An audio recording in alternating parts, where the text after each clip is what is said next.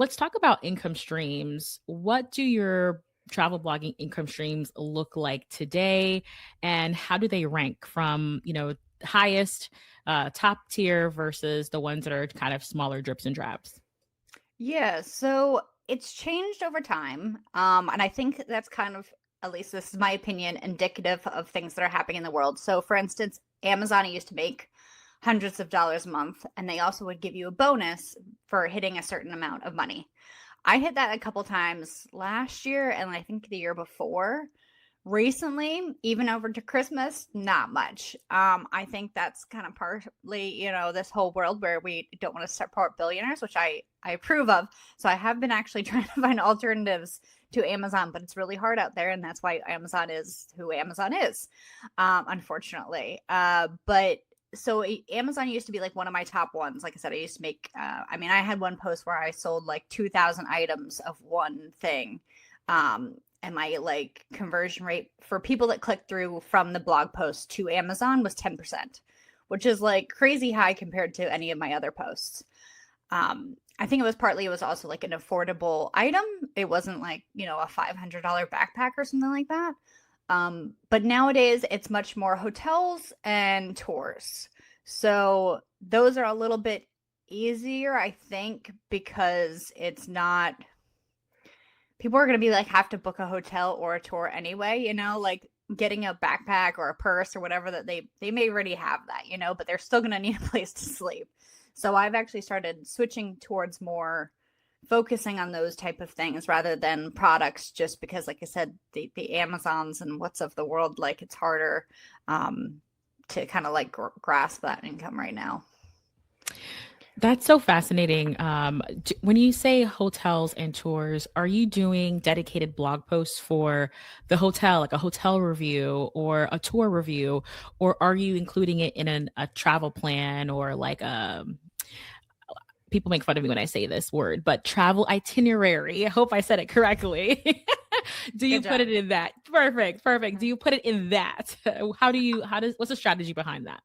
Yeah, I put it on all of those. So I'll do like sometimes I'll do like a where to stay post. Sometimes I'll do a review of a hotel, especially if I partner with them. Last summer I spent 4.5 months in Europe and like reached out to some hotels before I got there and was able to secure stays in order for reviews. I also do sometimes put in itinerary. So for instance, I had like a 2 day in Athens itinerary, and we had a hotel that had a view of the Acropolis, which obviously is very something you want to see out your window when you're in Athens.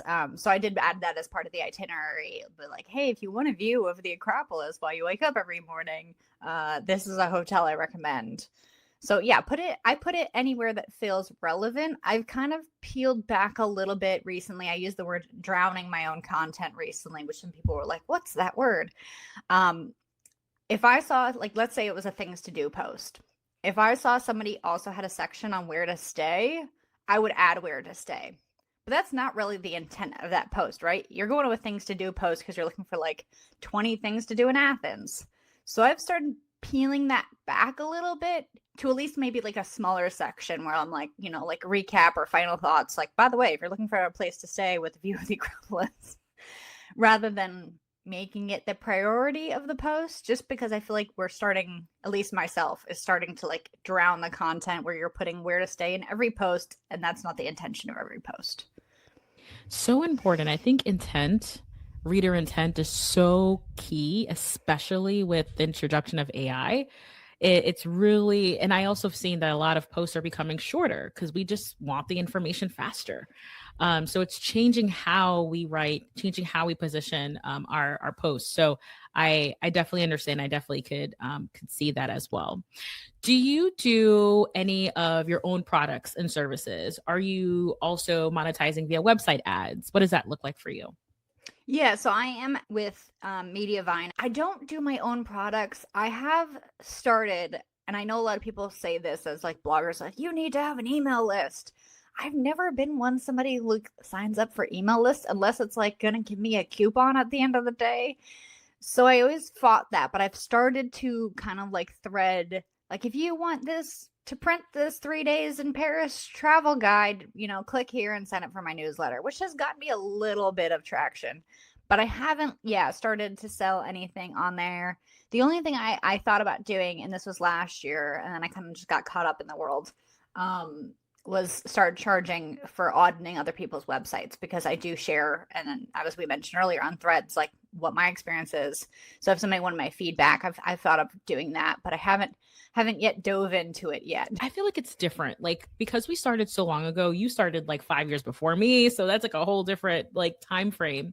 But for me what I've noticed is that you have people joining you. For example, for me, I focus on Iceland a lot. So I have people joining my list for Iceland. Yay. They get what they want because they're planning their trip to Iceland now or very, very soon. Then after that, it's like, well, I'm not no longer planning a trip to Iceland, so I don't need Danielle anymore. And I think that's the hard part when it comes to travel blogging, when you're focusing on just destinations, for example, is people are kind of in a revolving door. So I see the challenge. I definitely see the challenge. What I've been focusing on myself as a travel creator is kind of thinking about my big picture philosophies because I focus on travel and money. I have so many other things to talk about beyond a destination. So I think that helps people stick around. Are you noticing that when it comes to destinations and your newsletter at all? So like I said, I haven't dug too much into it. I will like it will immediately reward them with the itinerary, whatever they've signed up for. But I haven't really pushed it beyond that. But that is something that I have like thought about because some of these destinations I've been to for like a week and then like didn't go back. So it's not like I'm a Iceland specific blog where I want to continually to have information on Iceland, you know, like, and I see the value in people who pick one destination and just run with it, you know, like if I lived in some destination like that and I just did a blog on that, like I could totally see the value in that because you could put in new events in Iceland or this new thing opened in Iceland or this new restaurant, whatever it is. But yeah, the thing that I've started to kind of like think I might switch to is more kind of like because I'm part of all these affiliate programs, I get emails that are like, "Oh, it's 10% off for this new tourism pass or whatever it is." And I'm like, "Maybe I do that because like then people can use it for other things." Cuz yeah, it's I've signed up for some other bloggers posts to see how they do it. And yeah, it's like they'll send out like 2 or 3 more on that destination and then like I don't see it in the email anymore and I'm like, "Okay, so how are we doing this long run?" Yep. It's definitely a question mark. So I still haven't figured it out. I it's TBD. And I think Yeah. that's okay, right? Like we're all figuring out at different stages. So TBD. I'm comfortable with the TBD. I know from listening to another podcast that you were on that your travel blog led to a contract position.